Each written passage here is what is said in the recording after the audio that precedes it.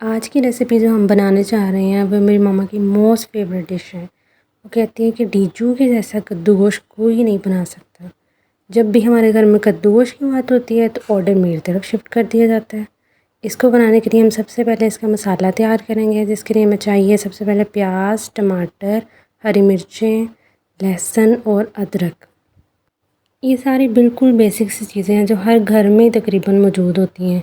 इसको बनाने के लिए हमने सबसे पहले ग्राइंडर में इसको डाल देना है, इनको कटिंग करनी है और इनको ग्राइंडर में आप डाल दें।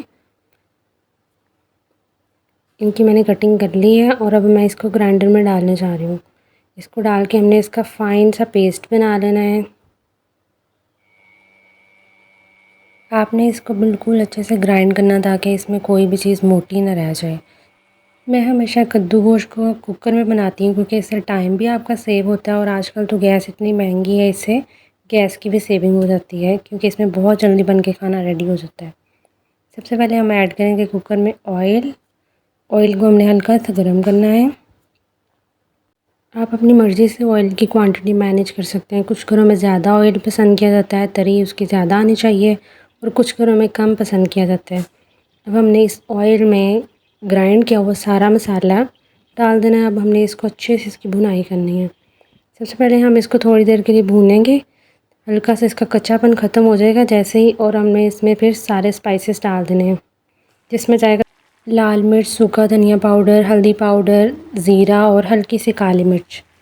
ये सारे स्पाइसेस आपने अब इस मसाले में डाल देने हैं और इसको हमने अच्छे से भूनना है यहाँ तक कि इसका ऑयल सेपरेट हो जाए और ये इसका कलर एक बहुत, जब तक ये इसका कलर बहुत अच्छे से निकल ना आए, इस मसाले का कलर।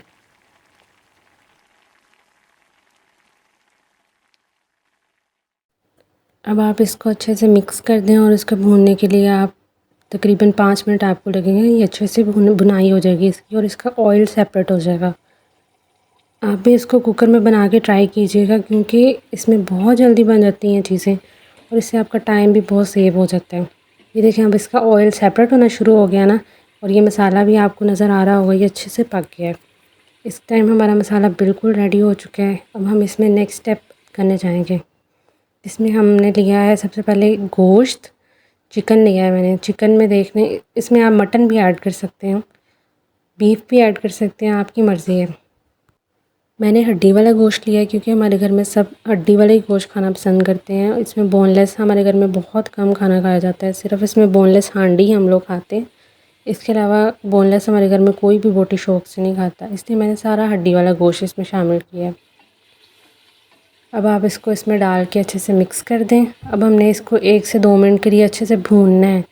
इससे क्या होता है कि चिकन की जो स्मेल होती है वो ख़त्म होना शुरू हो जाती है जैसे ही मसालों में जाएगा। आप इसको भूनें, इससे चिकन की जो कच्चापन होता है, जो रॉ चिकन का, वो वो अच्छे से आप इसको इस तरह से मैनेज कर लेंगे इसकी स्मेल को। अब यहाँ पर हमने चिकन को अच्छे से भून लिया। अब हम इसका लिड लगा के कुकर का, तो हम इसको 3 मिनट के लिए इसको पकाएंगे सीटी बजने के बाद तक। अगर तो आपका चिकन बिल्कुल फ्रेश है तो सिर्फ आप 2 से 3 मिनट ही लगवाइएगा, इससे ज़्यादा लगवाएंगे तो वो टूटना शुरू हो जाएगा। और अगर इसमें आपका चिकन फ्रीज़ है तो फिर आप इसको 5 मिनट भी लगवा सकते हैं। अब मैंने इसमें हल्का सा पानी ऐड कर दिया। अब हम इसको लिड लगा के पकने के लिए छोड़ देंगे। आप वैसे भी चाहें तो इसको भून सकते हैं, लेकिन मैं इसको कुकर में ही पका देती हूँ। इसको लिड लगा के, इससे बहुत जल्दी पक जाएगा, 2 से 3 मिनट में पक जाएगा। अभी मैंने लिया है कद्दू ये तकरीबन इसकी क्वांटिटी है 3/4 किलो, तकरीबन 3 पाव आप कह लें। अब इसको आप पील ऑफ कर लें, अच्छे से इसको धो लें। उसके बाद अब हम ये जैसे जैसे हमारी चिकन पक रहा है हम उतनी देर में अपने कद्दू को रेडी कर लेते हैं। मैंने इसको काट के क्यूब्स की फॉर्म में मोटा मोटा काट के रखा है। आप चाहें तो इसको बारीक भी कर लें, लेकिन कुकर में जितनी चीज़ें मोटी रखी जाएँ उतनी जल्दी पक जाती हैं। तो आप इससे मज़ीद भी मोटा कर सकते हैं, इससे पतला भी कर सकते हैं, ये आपकी मर्ज़ी है। अब हमारा चिकन पक रहा है, जितनी देर तक हम उतनी देर तक इधर उधर के काम कर लेते हैं। आप अपने किचन को साथ में मैनेज किया करें। किचन में आपके लिए मल्टीटास्किंग बहुत ज़्यादा ज़रूरी है, वरना तो आप सारा दिन, जो वर्किंग लेडीज़ हैं वो तो इस बात को समझती हैं कि उनके पास इतना टाइम नहीं होता कि वो किचन में गई हैं तो सिर्फ एक ही हांडी बनाने के लिए खड़ी रहें। साथ में ही वो डिफरेंट काम भी करें, अपनी स्लैब्स को साफ़ करें, अपने बर्तन को धोएं, अभी हमारा चिकन बन के रेडी हो गया है। अब हमने लिड खोला है, ये देखें बिल्कुल ही अच्छे से गल गया हुआ चिकन। आप इस मोमेंट पे इसको चेक भी कर सकते हैं कि हमारा चिकन आगे गल गया है या नहीं गला अभी तक।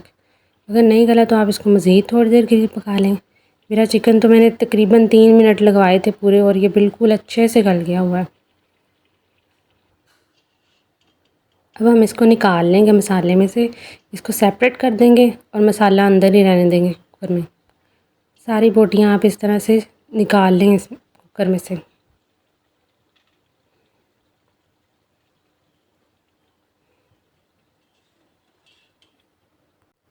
ये मैंने सारा चिकन सेपरेट करके ना एक ट्रे में निकाल लिया। इसी तरह से आपने सारा चिकन निकाल लेना है, क्योंकि अब बारी है हमारे कद्दू की। अब हमने कद्दू शरीफ को पकाना है सारे को अंदर डाल के। इसको बहुत सारे लोग पूछते हैं इसको शरीफ क्यों कहा जाता है। इसको इसलिए कहा जाता है क्योंकि ये हमारे नबी पाक की सबसे फेवरेट डिश थी। उनको कद्दू शरीफ बहुत ज़्यादा पसंद थे और इसके बेशुमार फ़ायदे हैं। स्पेशली जिन लोगों को किडनीज़ का इशू है ना, ये उनके लिए तो बेस्ट है। आप भी इसको ज़रूर पकाया करें और खाया करें। आप चाहें तो अगर कोई बीमार के लिए पका रहे हैं तो उसको बहुत कम स्पाइसेस में पका के दें। अब हमने यहाँ पर कुकर लगा दिया है।